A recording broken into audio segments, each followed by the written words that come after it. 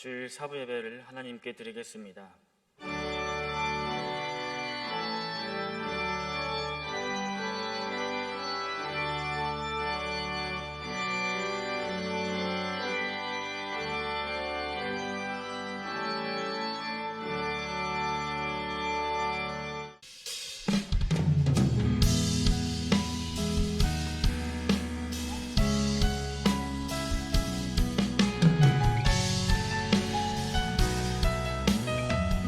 모든 것이 주님의 은혜라면 모든 것이 주님의 은혜라면 내 삶에 당연한 것은 하나 없네. 고르고 골라 내게 주신 것이라면 내 삶에 버린 것은 우리 처음부터 다시 한번 찬양합니다. 모든 것이 주님의 은혜라면 모든 것이 주님의 은혜라면 내 삶에 당연한 것은 하나 없네. 고르고 골라 내게 주신 것이라면 내 삶에 버린 것은 전혀 없네. 메마른 땅에서도 메마른 땅에서도 날 만족해 하시며 나로는 끊이지 않는 샘 만드실 주님, 나의 피곤한 무릎 일으켜 주시며 지금도 나를 인도하시네. 모든 것이 주님의 은혜라면 내 삶에 당연한 것은 하나 없네. 고르고 골라 내게 주신 것이라면 내 삶에 버릴 것은 전혀 없네. 메마른 땅에서도 메마른 땅에서도 날 만족해 하시며 나로 물이 끊이지 않는 샘 만드실 주님, 나의 피곤한 무릎 일으켜 주시며 지금도 나를 인도하시네. 메마른 땅에서도 메마른 땅에서도 날 만족해 하시며 나로 물이 끊이지 않는 샘 만드실 주님, 나의 피곤한 무릎 일으켜 주시며 지금도 나를 인도하시네.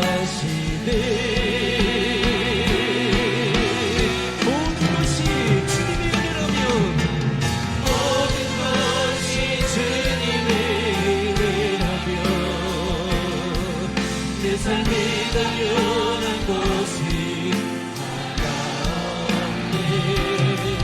고르고 골라 내게 주신 것이라면 내 삶에 버린 것은 전혀 모든 것이 주님의 은혜라면 모든 것이 주님의 은혜라면 내 삶에 당연한 것이 하나 없네. 고르고 골라 내게 주신 것이라면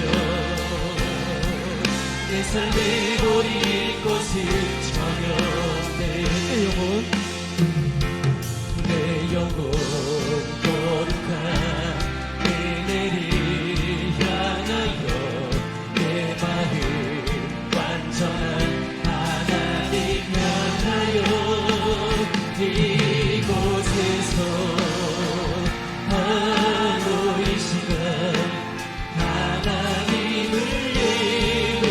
네 영혼 거룩한 주님의 은혜를 내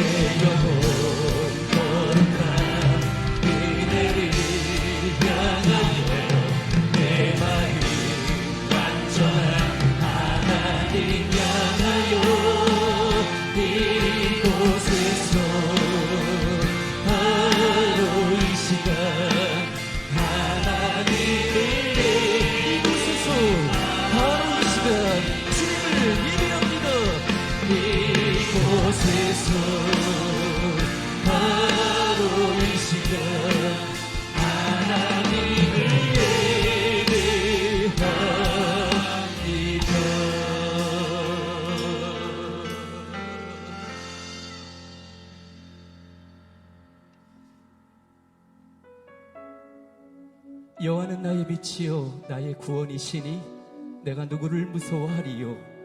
여호와는 내 생명의 구원이시니 내가 누구를 두려워하리요. 하나님이여 주는 나의 하나님이시라.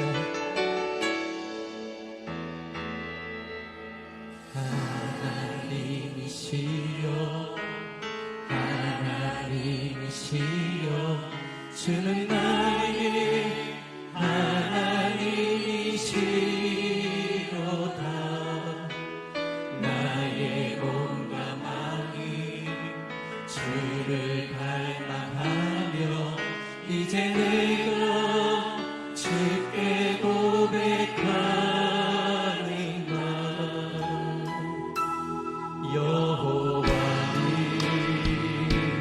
나의 힘이요 여호와는 나의 구원이시니 내가 누구를 두려워하리요. 여호와는 생명의 피난처시니 주의 인자가 생명보다 나음으로 내 입술이 여호와를 찬양하리. 내 평생을 주를 찬양하며 주의 이름으로 내 손 들리오. 하나님이여 하나님이시여 하나님이시여 주는 나의 하나님이시로다. 나의 몸과 마음 주를 갈망하며 이제 내가 주께 고백하리라. 여호와는 나의 힘이요 여호와는 나의 구원이시니 내가 누구를 두려워하리요. 여호와는 생명의 피난처시니 주의 인자가 생명보다 나음으로 내 입술이 여호와를 찬양하리. 주의 생명보다 나음으로 내 입술이 주를 찬양할 것이라. 이름으로 말미암아 내 평생의 주를 송축하며 주의 이름으로 말미암아 나의 손을 들리라. 주의 인자가 생명보다 나음으로 내 입술이 여호와를 찬양하리. 내 평생을 주를 찬양하며 주의 이름으로 내 손 들리라.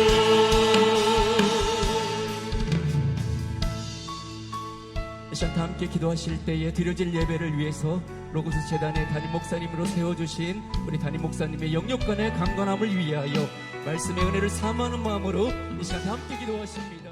하나님 말씀은 마가복음 8장 33절에서 38절 말씀입니다. 신약성경 67페이지입니다. 마가복음 8장 33절에서 38절 말씀 제가 봉독하겠습니다. 예수께서 돌이키사 제자들을 보시며 베드로를 꾸짖어 이르시되 사탄아 내 뒤로 물러가라. 내가 하나님의 일을 생각하지 아니하고 도리어 사람의 일을 생각하는도다 하시고 무리와 제자들을 불러 이르시되 누구든지 나를 따라오려거든 자기를 부인하고 자기 십자가를 지고 나를 따를 것이니라. 누구든지 자기 목숨을 구원하고자 하면 잃을 것이요 누구든지 나와 복음을 위하여 자기 목숨을 잃으면 구원하리라. 사람이 만일 온 천하를 얻고도 자기 목숨을 잃으면 무엇이 유익하리요? 사람이 무엇을 주고 자기 목숨과 바꾸겠느냐? 누구든지 이 음란하고 죄 많은 세대에서 나와 내 말을 부끄러워하면 인자도 아버지의 영광으로 거룩한 천사들과 함께 올 때에 그 사람을 부끄러워하리라. 아멘. 자, 오늘 본문 말씀을 중심으로 해서 꼭 얻어야 할 것, 영혼 생명, 이 꼭 얻어야 할 것, 영혼 생명에 대해서 말씀드리도록 하겠습니다. 지난 4월 24일 그 한강에서 실족되었다가 이 한강에서 숨진 채로 발견되었던 불쌍한 고 손정민 학생에 대한 의혹이 또 아직도 멈추지 않고 있습니다. 이 아들의 죽음 후에 지난달 5월 23일에 손정민 군의 아버지가 자신의 블로그에 글을 올렸습니다. 근데 모두가 다 후회하는 내용들입니다. 사실 그 한강하고 손정민 군의 집이 아마 5분 정도밖에 떨어지지 않았던 것 같습니다. 한밤중에 코앞의 장소로 나간 아들은 지금이라도 문을 열고 들어올 것 같은데 이제는 웃는 얼굴을 볼 수가 없다. 이렇게 시작이 되었습니다. 그리고 자책하고 후회하는 그런 글들이 계속됩니다. 차라리 이사 오지 말았을 걸. 밤에 내보내지 말았을 걸. 또 원래 다니던 학교에 그냥 다니게 할 걸. 또 밤에 한 번만이라도 더 연락을 해볼 걸 하는 그러한 무한한 후회가 우리 부부를 오늘도 고통 속에서 벗어나지 못하게 하고 있다. 뭐 이런 내용들입니다. 한 가지라도 이사만 안 왔어도 그날 밤에 나간다고 그러는데 나가지 못하게만 했어도 이런 불행이 없었을 건데 후회하는 내용들입니다. 근데 그렇게 가슴 아프게 후회한다고 해서 죽었던 아들이 돌아오지 못하니 더욱 안타까운 그런 일일 뿐입니다. 근데 사실 어떻게 보면 이 고 손정민 군과 그 가족은 어느 정도 자기 자신들이 원하던 꿈을 이루었던 사람들입니다. 얻은 사람들이야. 아들이 다니던 학교를 그만두면서 내가 어느 학교에 목표를 두고 노력을 해서 그 원하던 대학에도 들어갔습니다. 또 맹모 삼천지교처럼 뭐 사랑하는 아들을 위해서라면 뭐 이사를 몇 번이나 해야지 해서 또 그 이사도 잘 했습니다. 뭔가를 얻은 것입니다. 자신들이 계획하고 꿈꿨던 완벽하지는 않지만 뭔가를 얻은 사람들입니다. 그런데 정작 손정민 군이 한순간에 죽으니까 생명을 잃어버리니까 그동안에 노력했던 것, 그동안에 얻었던 것, 그동안에 기뻤던 것, 그동안에 자랑스러웠던 일들이 한순간에 무용지물이 됐습니다. 오히려 후회거리만 남게 됐습니다. 결국 생명보다 중요한 것은 없다는 뜻입니다. 얼마나 좋은 학교를 가느냐, 어느 동네에 사느냐, 내가 누구를 만나느냐, 뭐 이런 거 아무리 중요해도 생명보다 중요하지는 않다는 것입니다. 오늘 본문 36절을 우리가 다 같이 한번 읽도록 하겠습니다. 시작. 사람이 만일 온 천하를 얻고도 자기 목숨을 잃으면 무엇이 유익하리요? 이게 예수님이 배와 그물을 다 버리고 집을 떠나가지고 예수님 제자 되겠다고 따라온 그 제자들한테 가르치는 말씀입니다. 기가 막힌 말씀이에요. 온 천하를 다 얻는다 하더라도 내 목숨을 잃어버린다면, 내 생명이 끝난다면 무슨 유익이 있으며 무슨 기쁨이 있겠느냐 하는 실존적인 그런 질문입니다. 엄마, 나 성공했어, 합격했어, 나 부자 됐어, 나 유명해졌어, 나 국회의원이 됐어, 대통령이 됐어, 자랑하다가 자기 생명을 잃어버린다면, 목숨을 잃어버린다면 그게 무슨 유익이 있겠느냐 하는 예수님의 말씀입니다. 다시 말해서 온 천하보다 중요한 것은 자기 목숨이라는 거예요. 하나밖에 없는 자기 목숨.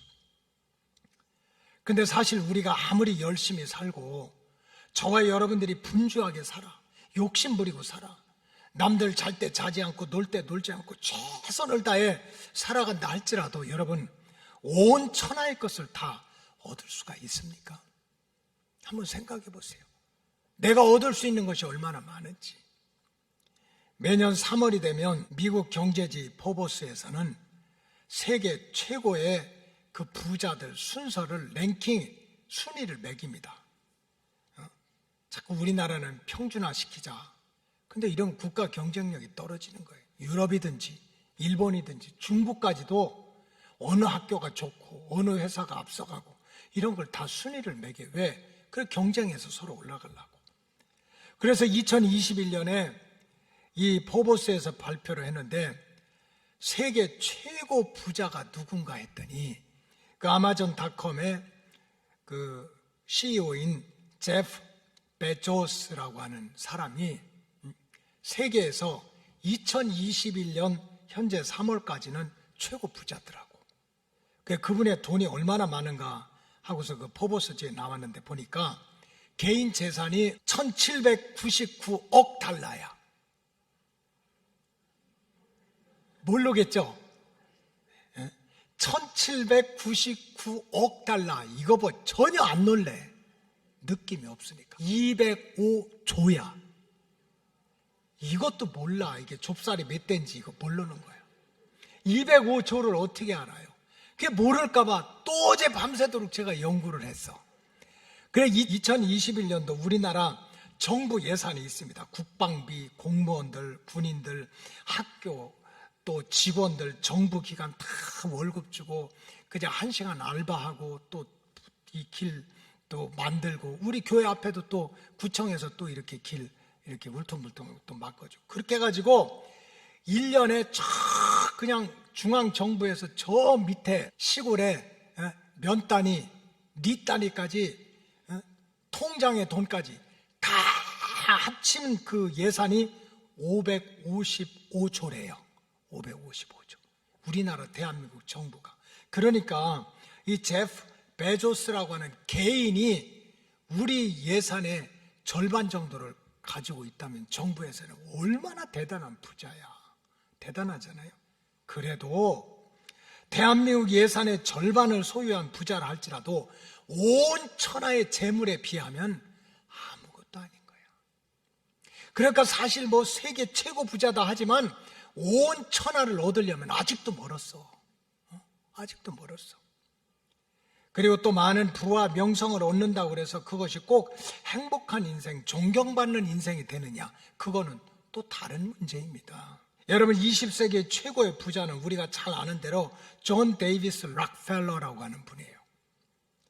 뉴욕의 한 작은 그 약품 회사, 그저 그냥 조그만 약품 파는 그런 약품 장사의 아들로 태어나서 아주 어릴 때부터 굉장히 고생을 많이 했어요.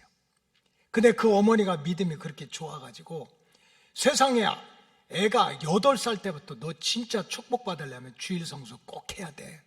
11조는 꼭 드려야 돼. 해가지고 8살 때부터 주일 성수와 11조를 가르치고 너 교회 가서 예배 드릴 때는 반드시 앞에 앉아야 돼. 앞에. 그걸 가르친 거야. 그래서 그렇게 어린 시절에 고생을 많이 했지만 그 미국의 불황 시대에 다 그냥 미국이 경제가 무너지고 이런 때에 그저 석유통 들고 다니면서 이렇게 팔고 정육 공장을 세우고 했다가 세계 최대의 부자가 됐습니다. 근데 뭐 부자가 한두 명입니까? 세상에서 돈 번 사람이 하나둘이요. 근데 어릴 때부터 엄마한테 너 열심히 돈 벌고 주일 성수하고 11조하고 돈 벌고 그 다음에 하나님을 위해서 기쁘게 써라 하니까 그 말씀에 순종해가지고 지금도 뉴욕에 가면 그 리버사이드 처치라고 그래가지고 2,000명, 3,000명 들어가는 그런 예배당을 혼자서 헌금해가지고 하나님 앞에 건축해서 드린 예배당이 4,928개야. 시작. 와. 아니 놀래라고. 한동에 4,928개를 예배당을 세워가지고 하나님 앞에 드렸어요. 세상에 이런 훌륭한 사람이 어디가 있어. 그리고 또 시카고 대학을 비롯해가지고 종합대학 하더라도 24개의 대학을 자기가 땅 사서 다 건물 지고 막 교수들 월급 주면서 24개 대학을 세워서 또 바친 사람이야. 기증을 했어. 그리고 이렇게 막 파이프로 간 옛날에는 얼마나 비쌌겠어요. 그걸 3,000대를 사가지고 그저 교회에다가 다 기증을 했어. 록펠러가 1937년 올해도 살았어요. 98살, 한국 나이로 하면 99살이야. 이 세상을 떠나게 됐는데, 그 세상을 떠났지만 그 후로도 이 록펠러 재단, 지금도 뉴욕 중심에 가면 락펠러 센터 해가지고 아주 그 큰 부록을 다 차지하고 있잖아요. 그래서 뉴욕 시민 전체의 수도세를 매년 록펠러 재단에서 내주는 거야. 뉴욕에 시민이든지 불법 차례다든지 밥 해먹고 씻고 샤워하고 손 닦고 뭐 그냥 수돗물 철철철철 쓰는 거, 그걸 갖다 록펠러 재단에서 다 대주고 있어요. 얼마나 훌륭한 사람이야. 그런데도, 그렇게 좋은 일을 많이 했는데도 그 수돗물 공짜로 다 뒤집어 쓰면서도 록펠러 저 사람 잘못됐다고. 어떻게 이렇게 독점 회사, 지금이야 그런 거 생겼지만 옛날에는 뭐 내가 석유 공장 만들어서 내가 파는 거지, 독점이 어디 있고 뭐 공정이 어디가 있어요. 그렇게 해서 막 혼자서 독점을 해가지고 석유 장사를 했다고 막 그렇게 자기 회사만 키웠다 해가지고 손가락질을 받아요. 못된 사람 시원하다. 못된 사람 시원하다. 샤워하면서. 아무리 돈 벌고 성공하고 좋은 일을 해도 사실 세상에서는 비난받고 또 조롱받는 일을 당하는 게 우리의 인생길입니다. 따라서 참 성도는 세상에서 사는 동안 정말 중요한 것이 무엇인지, 내가 온 천하를 얻을 수도 없지만 혹시 누구보다도 많은 것을 얻었다 할지라도 진짜 중요한 것이 무엇인지를 바로 알고 정말 중요한 것을 얻어야 된다는 거야. 그런데 오늘 본문에서 예수님께서는 온 천하보다 귀한 것은 바로 네 생명이라는 거야. 네 생명.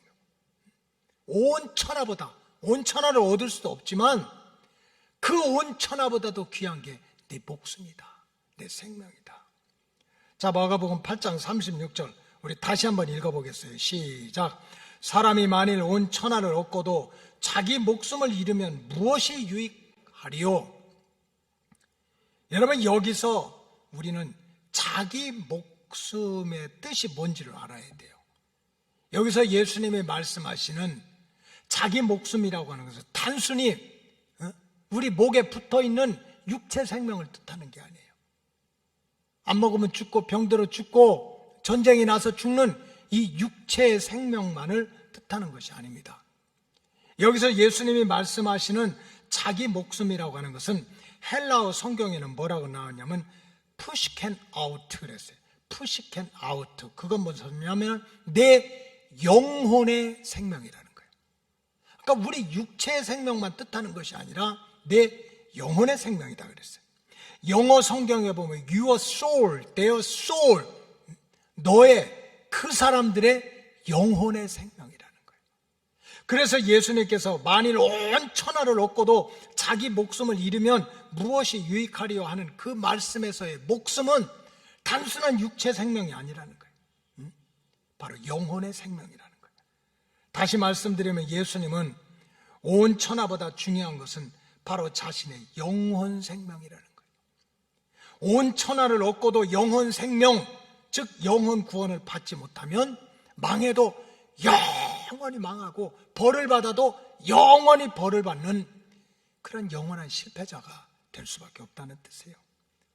그래서 예수님은 계속해서 천하보다도 내 영혼이 중요하다. 내 영혼 생명이 중요하다. 여러분, 예수님께서 왜 그렇게 세상에 중요한 것이 많은데도 내 영혼 생명, 내 목숨이 세상에 그 어느 것보다도 중요하다고 계속해서 그렇게 말씀을 하셨습니까? 그 이유는 첫째로 한번 따라 하시기 바랍니다. 영혼 생명은 불멸의 생명이다. 영혼 생명은 소멸되는 생명이 아니라는 거예요. 없어지지 않는 생명이라는 거예요. 여러분, 성경적으로 말씀드리면 인간은 삼분설이라고 그래요. 삼분설. 그래서 우리 인간은 육신의 눈으로 보이는 것이 전부가 아니야. 우리 인간은 영과 또 혼과 육체로 그렇게 구성되어 있다. 그래서 사도 바울이 데살로니가 교인들을 가르치잖아요. 데살로니가 전서 5장 23절 우리가 다 같이 한번 읽겠습니다. 시작. 평강의 하나님이 친히 너희를 온전히 거룩하게 하시고 또 너희의 온 영과 혼과 몸이 우리 주 예수 그리스도께서 강림하실 때 흠없게 보존되기를 원한다. 지금 주님이 언제 오실지 모르니까 주님 오실 때까지 바울이 데살로니가 교인들한테 내 육체 덩어리만, 내 마음만 그게 아닌 거예요. 내 영도, 내 혼도, 내 육체도 온전하게 보존하고 있다가 주님이 오실 때 주님을 만나라, 이런 뜻입니다. 여러분, 여기서 몸, 즉 육체는요, 저나 여러분들 똑같아. 우리 육체는 죽음과 함께 한 줌의 재나 흙으로 소멸이 됩니다. 결국 우리 육체라는 것은 나한테 죽음이라고 하는 세력이 찾아오게 되면 그저 이 육체는 땅속에 들어가면 흙이고 불 속에 들어가면 재로 끝나고 마는 거예요. 혼은 어떻습니까? 혼이라고 하는 것은 지와 정과 의를 포함하는 정신세계입니다. 이게 혼이야. 뭔가를 알고 뭔가를 느끼고 또 뭔가를 막 행동하고 결단하는 정신세계입니다. 그런데 이 혼의 세계도, 이 정신세계도 육체가 죽음을 맞이하게 되면 이 혼도 사라지는 거예요. 소멸하는 거예요. 목사님이 가장 많은 일 중에 하나가 장례를 치르는 일이에요. 여러분들은 모르지만 거의 매주 장례를 치러요. 지금까지 수십 년 목회하면서 지역마다 다 다르거든요. 돌아가신 분이 이렇게 누워 계시다가 이제 수의를 입혀 드리는데 어느 지역에서는 5번을 묻고 또 어느 지역에서는 7번을 묶어요. 이제 수의를 입혀가지고 그때 돌아가신 분이 잠깐 5번만 묶어라. 나 그런 거 한 번도 못 들었어. 우리 가문의 전통은 7번 묶는 거야. 그러니까 7번 묶어라. 그런 분 아직 못 만났어요. 여러분, 우리 이 혼의 세계, 무슨 지식의 세계, 감정의 세계, 어떤 의지의 세계도 죽으면 끝이야. 소멸되는 거예요. 소멸되는 거예요. 여러분들이 이해를 못할까 봐 그러는데 만약에 사이 좋지 않은 시어머니가 돌아가셨다가 제삿날 오셔가지고 며느라 손잡고 나 그때 너무 섭섭했어, 그렇게 한마디 하고 가신다면 우리 어떻게 살겠어? 무서워서. 그냥 죽으면 혼의 세계는 소멸되는 거예요. 사라지는 거예요. 육체도 사라지고 혼도 사라져. 근데 영은 달라요. 영은 하나님이 주신 이 영혼 생명은 달라. 죽음을 통해서 육체가 소멸되고 죽음을 통해서 혼이 소멸돼도 영혼 생명은 사라지질 않는 거예요. 영혼은 불멸이야. 그래서 소멸되지 않는 영원한 생명이야. 그렇기 때문에 참성도는 이 영혼 생명이 어떻게든지 이건 없어지는 게 아니니까 영원한 멸망길에 떨어지지 않도록 이 영혼 생명을 지켜야 되는 거예요. 여러분, 우리 육체는 성공을 해도 120년이고 고생을 해도 120년이야. 앞으로 이제 과학이 발달해가지고 다 뭐 자동차 부품 바꾸듯이 눈 나쁘면 눈 바꾸고 간 나쁘면 간 바꾸고 다 그렇게 장기를 갖다가 이식해서 바꿔도 타락한 인간, 원죄를 가지고 인간은 120년밖에 못 사는 거예요. 그러니까 육체의 고난은 아무리 길어도 120년이야. 육체의 성공은 아무리 성공해도 120년이야. 근데 그걸로 끝이야. 근데 영혼은 달라요. 영혼은 소멸되지 않는 거야. 그렇기 때문에 예수님께서는 이 소멸되지 않는, 사라지지 않는 영혼 생명이 영원한 멸망길에 떨어지지 않도록 어떻게 하든지 내 영혼 생명을 얻어야 된다는 거예요. 천하를 얻을 수도 없지만 천하를 얻는다 하더라도 너 죽으면 끝이라는 거예요. 그러니까 영혼 생명을 반드시 얻어야 된다는 거예요.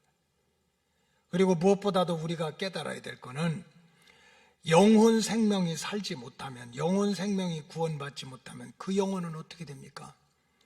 영원한 불구덩이에 떨어져서 불심판에 떨어져 가지고 그저 죽지도 않는 영원토록 고통이 찾아오는 거예요. 그래서 반드시 우리 영혼 생명이 구원을 얻어야 되는 거예요. 여러분, 누가복음 16장에 보면 우리가 잘 아는 부자와 거지 나사로의 비유가 나와요. 지난 금요일 날 말씀드렸지만 예수님이 왜 비유로 말씀하십니까? 인간이 교만하니까, 못 알아듣도록. 그저 영에 속한 자는, 영에 속하지 않는 자는 육신의 일밖에 몰라. 아무리 얘기해도 몰라. 그러니까 아예 못 알아듣고, 또 우리 인간이 어리석어 가지고 무슨 말씀을 하시는지 못 알아들어. 그래서 우리를 알아듣기 쉽게 하기 위해서 비유를 들어서 말씀하시는데, 누가복음 16장에 보면 부자와 나사로의 비유가 나오지 않습니까? 부자는 자색 옷을 입고 고운 베옷을 입고 날마다 친구를 초청해다가 파티를 하고 잔치를 하면서 호화롭게 지냈어요. 다시 말하면 온 천하를 얻은 것처럼 그렇게 행복하게 사는 거야. 창고 싸놓고 부유하게, 고운 베옷을 입고. 근데 이 부자는 죽었는데 음부의 구렁텅이 속에 빠진 거예요. 하데스, 지옥 가는 정거장에 빠진 거예요. 얼마나 뜨겁고 고통스러운지 낙원에 있는 아브라함에게 나사로를 보내가지고 그 손가락 끝에 물을 찍어가지고 내 혀끝이라도 좀 시원하게 해달라고 통 사정하는 게 오늘 비유에 나온 거예요. 자, 누가복음 16장 23절 다 같이 읽겠어요. 시작. 그가 음부에서 고통 중에 눈을 들어 멀리 아브라함과 그의 품에 있는 나사로를 보고, 하데스, 지옥에 가는 정거장 그 불구덩이 속에서 막 고통을 받다가 눈을 들어서 아브라함한테 막 소리를 치는 거예요. 저 낙원에 이른, 천국 가는 정거장이 낙원이거든. 죽은 다음에 금방 천국 가는 게 아니야. 기다리는 낙원이 있어요. 자, 24절에 읽어봅시다. 시작. 불러 이르되 아버지 아브라함이여 나를 긍휼히 여기사 나사로를 보내어 그 손가락 끝에 물을 찍어 내 혀를 서늘하게 하소서. 내가 이 불꽃 가운데서 괴로워하나이다. 이게 지금 하데스 지옥의 불구덩이 정거장에서 기다리는 이 부자의 고통스러운 호소입니다. 여러분, 이 부자는 세상에 살아갈 때 온 천하를 얻지는 못했지만 온 천하를 얻은 것처럼 자색 옷을 입고 고운 베옷을 입고 날마다 친구와 친족들을 불러다 놓고 파티를 하고 잔치를 하고 온 천하를 얻은 것처럼 살았어요. 그런데 죽음 후에 왜 이렇게 무서운 불구덩이에 빠지게 되었습니까? 그거는 육신 생명은 풍성했지만 주님께서 말씀하실 때 영혼 생명을 얻지 못했기 때문에, 영혼 생명을 얻지 못했기 때문에 이런 불구덩이 속에 빠지게 됐다는 거예요. 그런가 하면 나사로는 이 땅에서 불행한 인생을 살지 않았습니까? 거지같이 살았다고 그랬어요. 그저 길바닥에서 살으니까 몸은 엉망진창이고 다 몸에 그렇게 헌데투성이고 부자의 대문 앞에서 버려진 인생으로 살았다고 그랬습니다. 그저 부자의 집에서 버려진 상에서 떨어진 그 배를, 그 음식을 가지고 배를 채우려고 하는데 지나가는 개들이 또 그 버려진 밥그릇 가지고 또 싸움을 하는 거예요. 그러다 안 되니까 지나가는 개들이 이 나사로의 헌대를 그냥 물고 핥고 하는 그런 비참한 인생을 살았어요. 근데 이 거지가 죽음 후에 마지막 운명은 어떻게 됐습니까? 자, 누가복음 16장 22절 다 같이 읽겠어요. 시작. 거지가 죽어 천사들에게 받들려 아브라함의 품에 들어가고 부자도 죽어서 장사가 됐다. 정말 이 거지가 죽은 다음에 어떻게 됐어요? 육체는 소멸이 돼. 그저 불행하게 느껴지고 자존심 상하고 고통받고 절망했던 혼의 세계도 사라져. 근데 불멸하는 그 영혼이 천사들한테 붙들려 가지고 천국에 갈 수 있는 그 낙원에서 아브라함의 품에서 위로를 받고 그런 평안을 누리고 있었다는 거예요. 자, 지금 예수님이 무슨 말씀을 하려고 이런 비유를 들었을까요? 예수님이 이렇게 말씀하셨을까요? 그러니 우리 예수 믿고 하나님의 자녀가 된 사람은 겨자씨만한 믿음이 있다 하더라도 절대로 부자가 돼서는 안 된다. 우리는 거지같이 살아야 된다. 여러분, 지금 예수님이 부자와 거지 나사로를 갖다가 비유를 말씀하시는데, 그러니까 니네도 그렇게 죽기 전에 천국에 가는 정거장 그 낙원에서 아브라함의 품에 이르려면 거지 나사로처럼 거지같이 살아야 되고, 얻어먹고 살아야 되고, 밥그릇 가지고 강아지하고 싸워야 되고, 헌대를 개들이 그렇게 할게 만들어야 된다, 이렇게 살아야 된다, 그겁니까? 여러분, 물론 우리가 기독교 역사에 보면 예수 잘 믿다가 고난받고 감옥에 갇히고 고발도 당하고 조롱을 받고 십자가에 달려 죽고 사자굴에 들어가서 죽고 찢겨 죽고 태워 죽고 고난도 있어요. 그 특별한 경우야. 그러나 성경에 보면 진짜 하나님 잘 믿었던 사람들 중에 복을 받고 부자가 되고 고부가 되고 하나님께 영광을 돌렸던 사람들이 하나둘이 아니에요. 이게 무슨 거지가 돼야 천국 간다 이런 얘기가 아니야. 아브라함은 얼마나 믿음이 좋았는데 믿음의 조상이고 축복의 통로가 됐어요. 그래서 어떤 영어 성경에 보면 아브라함은 the father of faith, 믿음의 조상이지만 the roots of blessing, 그래서 축복의 뿌리래, 뿌리. 아무데나 심어도 열매는 뭐가 나와? 축복이 나온다는 거예요. 아브라함이 이렇게 대단했던 사람이에요. 그 아들 이삭은 어떻습니까? 그 해에 그 땅에서 농사하여 그 해가 3년 동안 비도 오지 않고 다 사람들이 망했다, 기근이다, 흉년이다 하는데도 이삭은 그 해에 그 땅에 농사했는데 100배나 결실해서 거부가 됐대요. 그의 아들 야곱은 세상에 집안에서 쫓겨나면서 집도 절도 없이 돌을 베개 삼고서 죽느냐 사느냐 하는 삶을 살았지만 나중에 세상에 아들을 12이나 낳고 수천 마리 소떼 양떼를 떼고 데리고서 금이 환영하고 고향 땅에 돌아오지 않습니까? 여러분, 지금 예수님께서 부자로 살면 반드시 지옥불에 떨어져 거지같이 살아야 천국 가, 이 얘기가 아닙니다. 오늘날에도 진짜 예수 잘 믿고 주일 성수 잘하고 하나님 말씀 순종해가지고 11조 온전히 내고 해가지고 하나님이 어떻게 복을 주시는지 그걸 누리고 살아가는 사람들이 얼마나 많아요. 이거는 부자가 되라 가난한 사람이 되라 이런 얘기가 아닙니다. 어느 누구라도 육신적으로는 성공할 수도 있겠다, 실패할 수도 있겠다, 박수를 받고 살 수도 있고 부끄러운 인생을 살 수도 있고, 그러나 천하를 얻을 수도 있고 못 얻을 수도 있지만 네가 천하를 얻는다 하더라도 내 영혼 생명 얻지 못하면, 내 영혼 구원 받지 못하면 너는 망해도 영원히 망한다는 거야. 그러니까 우리는 어떻게 돼요? 육체는 죽으면 소멸이 돼. 혼도 죽으면 떠나가 버려.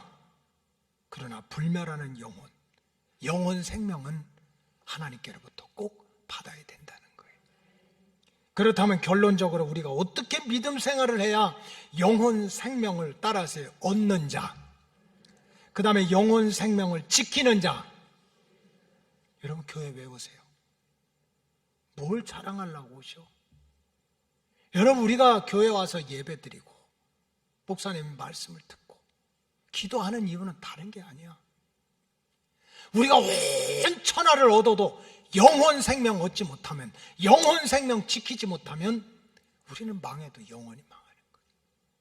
그래서 우리가 어떻게 해야 믿음 생활을 잘해서 영혼 생명을 얻는 자로, 또 영혼 생명을 지키는 자로 살아갈 수가 있을까? 성경대로 말씀드리면, 첫째는 영혼 생명을 주신 창조주 하나님과의 관계를 온전히 맺으시기 바랍니다. 영혼 생명을 주시고 영혼 생명을 지켜주시는 하나님과 내 사이가 좋아야 돼요. 아담과 하와가 결국 에덴 동산에서 쫓겨난 거, 농사 못 져가지고 그거 아니야.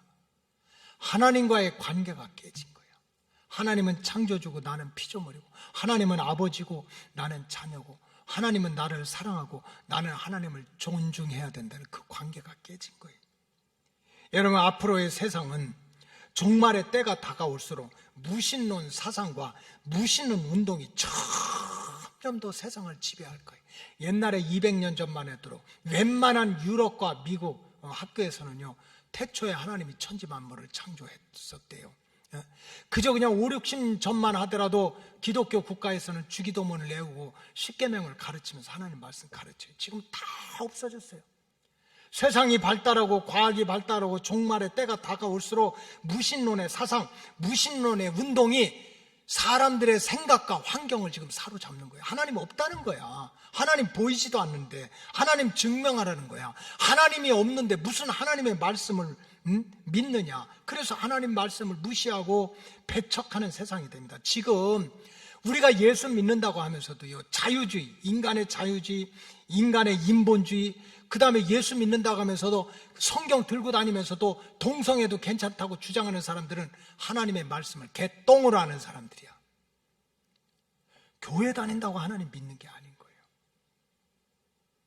하나님이 정말 계시다고 믿으면 어떻게 하나님 말씀을 무시합니까? 열매를 보면 아는 거지. 그래서 결국은 뭡니까? 교회 다니고 신앙생활 하면서도 마음속에는요, 인본주의, 자유주의, 인간의 생각이 최고야, 인간의 과학이 최고야, 그거에 붙들렸어. 무슨 하나님이 천지 만물을 창조해?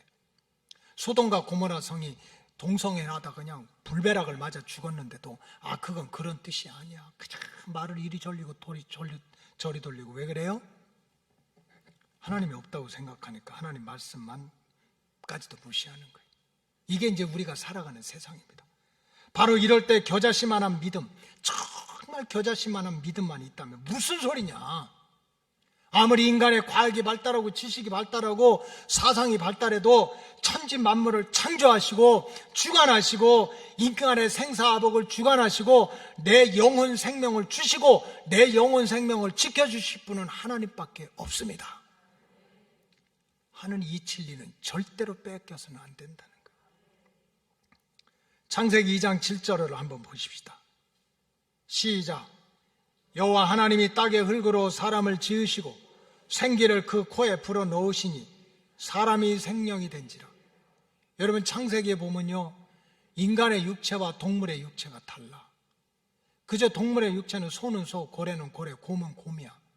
근데 우리 인간은 living spirit, 살아있는 영적 존재라고 그랬어요. 생명이 됐다. 루아흐, 우리는 흙으로 만들어졌어. 겉으로 보면 흙덩어리지만, 그리고 죽고 난 다음에 흙으로 가지만, 그러나 우리에게는 루아흐, 하나님이 영을 집어넣어가지고 우리는 영혼의 생명, 영적 생명을 가지고 있는 존재라는 거예요. 따라서 우리가 세상에 아무리 하나님이 없다, 하나님의 일을 어리석게 여기고 하나님 말씀을 대적하고 무시한다 하더라도 하나님께로부터 택함받고 그 영혼의 생명을 받은 자들은 절대로 속지 말고 휩쓸리지 말고 창조주 하나님과의 관계를 온전히 지켜가시기 바랍니다.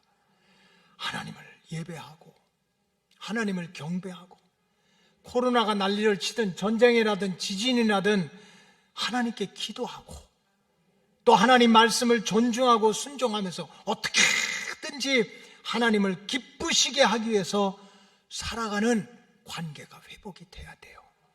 그래야 내 육신 생명도 복을 받고 영혼 생명이 주님 다시 오실 때 들림받고 구원받아가지고 우리가 구원의 완성을 이루게 될 줄로 믿습니다. 하나님과의 관계를 회복하시기 바랍니다. 그저 사람 보고 잘났다 못했다 무시하고 상처받고 그러지 말고 내 영혼 생명을 주시는 분, 내 영혼 생명을 지켜주신 분이 하나님밖에 없어. 그러니까 그분을 찬양하고 세상이 뒤집어져도 천지만물 그저 지진이 나도 기근이 나도 코로나가 돌아도 나는 하나님만을 섬기고 하나님께 예배하고 하나님 경배하고 하나님께 기도하고 하나님만을 기쁘시게 살아갈 거야. 그래야 우리 영혼 생명을 지킬 수 있다는 거예요. 둘째로는 절대로 자기를 내세우지 말고 오직 십자가의 은혜만을 붙들고 살아야 돼요. 내가 영혼 생명을 얻는 자, 내가 영혼 생명을 지키는 자가 되려면 오직 저 주님의 십자가만을 붙들고 십자가의 은혜만을 붙들고 살아가야 돼요. 여러분, 사도 바울이 얼마나 교만했습니까? 얼마나 잘난 척을 많이 하고, 얼마나 의인인 척을 하고, 얼마나 완악해서 자기 의롭다고 자기 기준으로 돌 들어가지고 스데반을 돌로 쳐주는데 앞장섰어. 예수 믿는 사명자들 잡아다가 고발하고 감옥에 가두는데 앞장섰어. 그것이 자기 공로인 줄 알았어요. 그러나 부활하신 주님을 만나고 눈꺼풀이 벗어지고 육체가 꼬꾸라지고 진짜 주님을 만난 다음에 세상에 죄인 중에 괴수는 바로 자기야. 죽어도 자기가 죽어야 되고 망해도 자기가 망해야 되는데 결국은 자기가 죽어야 되고 망해야 되고 영원히 저주받을 인생을 살려주고 회복시키고 고쳐주신 게 바로 예수님이셨어. 그것도 십자가의 고난을 통해 가지고. 그래서 사도 바울이 에베소서 2장 8절에 보면 우리가 그 은혜에 인하여 믿음으로 말미암아 구원을 얻었으니, 은혜가 무슨 은혜입니까? 십자가의 은혜지. 이것이 너희에게서 난 것이 아니요 하나님의 선물이라. 행위에서 난 것이 아니니 누구든지 자랑할 수가 없다, 이런 얘기예요. 우리가 죄사함 받은 것, 하나님의 자녀가 되어서 영혼 생명을 얻게 된 것, 그것은 오직 예수님의 십자가의 은혜를 통해서만 얻을 수가 있다는 고백입니다. 내가 온 천하를 얻는다 해도 얻을 수도 없지만 영혼 생명은 얻을 수가 없다는 거예요. 내가 수고하고 애쓰고 공로를 갖고 의를 내세워도 영혼 생명은 얻을 수가 없다는 거예요. 예수님이 오시기 전에 700~800년 전에 이사야가 예언했던 것처럼 그가 찔림은 우리의 허물 인함이고 그가 상함은 우리의 죄악 때문이고 그가 징계를 받음으로 우리가 낫고 평화를 누리고 그가 채찍에 맞음으로 우리가 나음을 입었도다. 예수님이 채찍 맞고 징계 맞고 손가락질 당하고 십자가에서 피 흘린 그 십자가의 은혜, 십자가의 사랑, 십자가의 고난 때문에 우리 영혼 생명을 얻게 됐다는 거예요. 바울이 로마서 5장 8절에 어떻게 고백합니까? 다 같이 한번 읽겠어요. 우리가 아직 죄인 되었을 때 그리스도께서 우리를 위하여 죽으심으로, 우리가 아직 죄였을 때 그리스도께서 우리를 위해서 어떻게 해서? 죽으심으로. 어디에서? 십자가. 내가 여전히 죄악 가운데 죽을 수밖에 없는데 우리를 위해서 죽으심으로 하나님께서 나를 얼마나 사랑하는 증거를 보여주셨다는 거예요. 십자가의 저 공로, 십자가의 사랑, 십자가의 피눈물, 십자가의 그 희생 때문에 우리가 영혼 생명, 육체는 죽으면 소멸이 되고 혼도 죽으면 소멸이 되지만 땅 속에 들어가도 불 속에 들어가도 소멸되지 않는 이 영혼 생명을 구원해 준 건 십자가밖에 없다는 거예요. 여러분 한번 생각해 보세요. 수십 년 믿음 생활 잘하던 성도가 어느 순간에 갑자기 교만해져. 그리고 그냥 바리새인으로 바뀌어. 그래서 그냥 보는 사람마다 정죄하고 판단해. 그러다가 마귀에게 종노릇해. 왜 그런 줄 아세요? 여러 가지 이유가 있지만 한마디로 말하면 이거 잃어버려서 그래. 십자가의 은혜를 잃어버려서 그래. 그가 찔림은 내 허물이고 그가 상함은 내 죄악이고 그가 징계를 받은 것도 나의 허물 때문에 그러고, 그래서 십자가의 은혜, 십자가의 사랑, 십자가의 희생, 십자가의 눈물을 통해서 내 영혼 생명이 얻게 되었다는 그 은혜를 잃어버리니까 내가 나오는 거예요. 내 의가 나오고 내 공로가 나오는 거예요. 여러분, 왜 예수 잘 믿음 생활하다가 새벽기도 열심히 하고 저녁 예배도 잘 드리고 그냥 목사님 말씀하면 잘 받아쓰기도 하고 이래던 사람이 어느 순간에 육신적인 삶이 어려워졌다고? 여러분, 내 마음대로 되는 게 어디가 있어요? 어떤 프로를 잠깐 보니까 10살짜리 애가 나와가지고 그런 얘기를 하는 거예요. 그 아나운서가 물어요. 자, 10년을 인생을 살아보니까 느낀 점이 뭐냐 하고 이렇게 유재석이가 물었어요. 그랬더니 10살짜리가 인생은 마음대로 안 되는 것 같아요 그러더라고. 근데 그 앞에 말이 더 재밌어. 내가 10년을 살아보니까 인생이 마음대로 안 되더라는 거야. 아니, 예수 잘 믿고 예배 생활하고 은혜 받았다 그러고 성령 받았다고 하다가 사업이 조금 안 돼. 코로나가 터졌어. 먹고 살기 힘들어. 그러니까 갑자기 낙심하고 절망하고, 예배 드리는 것도 아니고 안 드리는 것도 아니고 믿는 것도 아니고 안 믿는 것도 아니고 왜 그런 자리로 추락합니까? 이거 잃어버려서 그래요. 이 십자가의 은혜, 십자가의 사랑, 십자가의 죽음, 십자가의 고난, 우리가 고난을 받으면 얼마나 받아? 저도 그래요. 목회하는 게 어떻게 쉬워? 10살짜리도 지 맘대로 안 되는데. 그때는 누구 생각해야 돼? 예수님 생각해야지.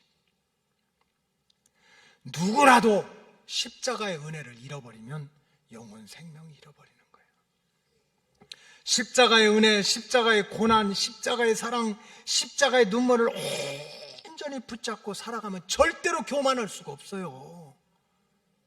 하나님의 선물인데, 하나님의 은혜인데 뭘 교만해?